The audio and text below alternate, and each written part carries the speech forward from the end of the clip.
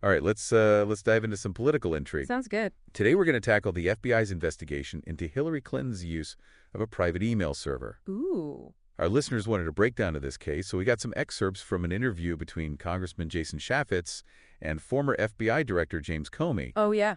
Buckle up, because we're talking immunity agreements, Okay. deleted emails, even the use of BleachBit to permanently erase data. Well, the thing about this investigation is that it wasn't originally about the private server. No. It was about classified information ending up on a computer in a non-secure environment. So, how did that even happen?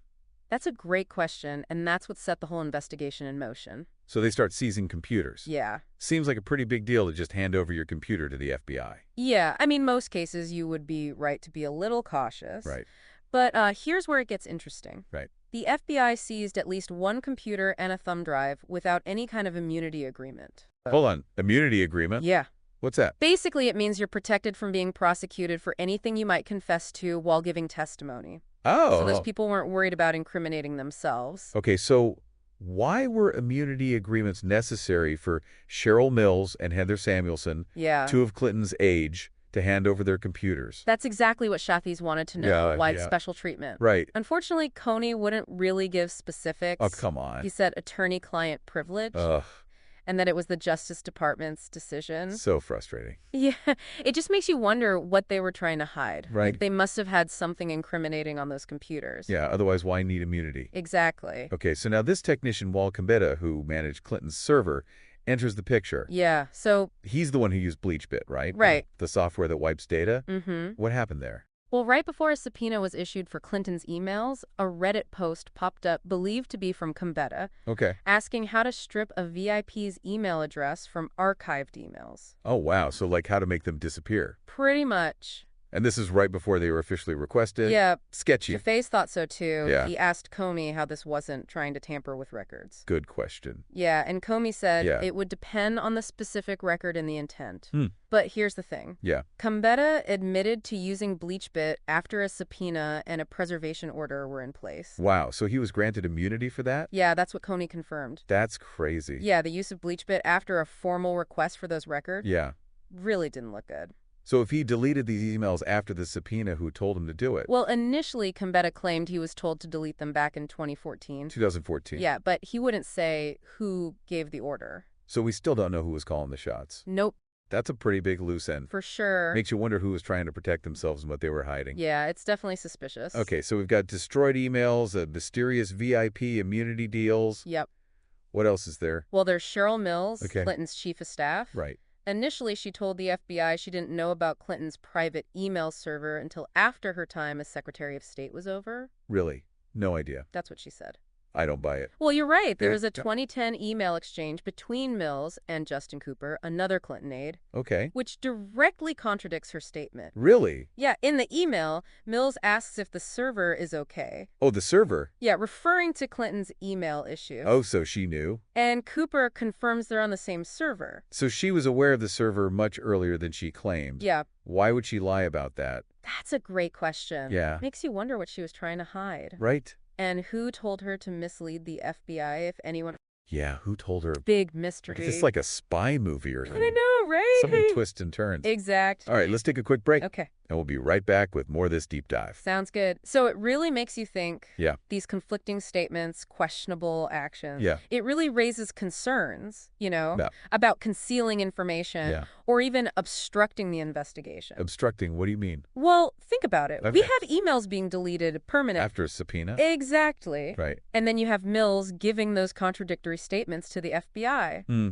It creates a pattern of behavior. Yeah. That's pretty suspicious. Like they were trying to cover their tracks. Right, exactly. But they weren't very good at it. Not very good, no. And remember, the whole thing started because of classified information in a non-secure setting? That's right. That's a big deal. Huge. So we're talking about more than just some lost emails here. Oh, yeah, absolutely. This is serious stuff. We're talking potential national security risks, Right. potential violations of federal records laws. Wow. And then when you add in the potential attempts to hinder the investigation, Right. it raises questions about accountability and transparency. So what happens if someone obstructs justice? What are the consequences? Well, obstruction of justice is a serious offense. Yeah. Depending on the circumstances, Uh-huh. it can carry big fines, Oh, yeah. even a prison time. Wow. But beyond the legal stuff, there's Yeah. a bigger issue here. What's that? Public trust. Oh, right. When there's even a hint of wrongdoing Yeah. or a lack of transparency from government officials, Yeah. it erodes public faith in those institutions. You're right. I mean, how can you trust a government that's not following the rules? Exactly. It's a recipe for disaster. Yeah, and in this case, we Hmm. have so many unanswered questions. Like what? Well, like who told Combetta to delete the emails? Right. Why did Mills mislead the FBI? Right. And were these isolated incidents? Yeah. Or was there a coordinated effort to protect Clinton from scrutiny? Right. Good questions. Yeah, and these questions fuel that distrust. Yeah, for sure. Okay, so let's put all the puzzle pieces together. Okay. Missing emails, Yeah. immunity deals, Uh-huh. contradictory statements. Yeah. What's the bigger picture? Well, the FBI was focused on whether classified information was mishandled Right. and whether any laws were broken. Okay. And the actions of Combetta, Mills, and everyone else, Uh-huh. they raised these serious questions about obstruction of justice Okay. and a deliberate attempt to cover up potentially damaging information. What about the argument that it was all just mistakes, like oversights? Well, yeah, it's possible some were unintentional, Right. but the number of incidents Yeah. and the timing. Like with the emails. Exactly. It's hard to dismiss them as innocent mistakes. So what's the main takeaway for you? Like, what's the most important thing here? For me, it's the importance of transparency and accountability, Yeah. especially for people in power. Okay. Because when there's even a perception of wrongdoing or a lack of transparency, Uh-huh. it undermines the public's trust in the government. Right. And once that trust is broken, Yeah. it's really hard to get it back. Yeah, that's a good point. It makes you wonder, like, how often does this stuff happen Oh, yeah. behind closed doors? I know, right? Scary. Yeah, and that's why these cases are so important. They shine a light on things, On like, on the problems in the system. right.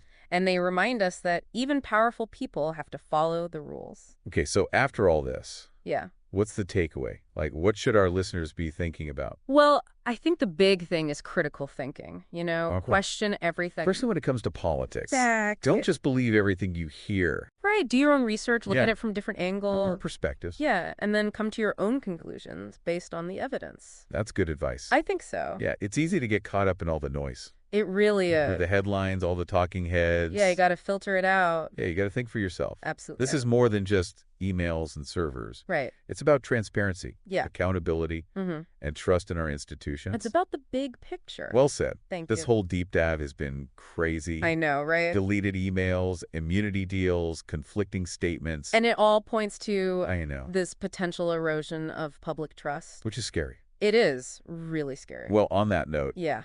I think we've given our listeners a lot to think about. Hopefully. Thanks for breaking all of this down for us. Of course, anytime. I'm sure we'll be back soon with another deep dive. Sounds good. Until then, stay informed and stay curious. And keep thinking critically. Why? Absolutely. So today.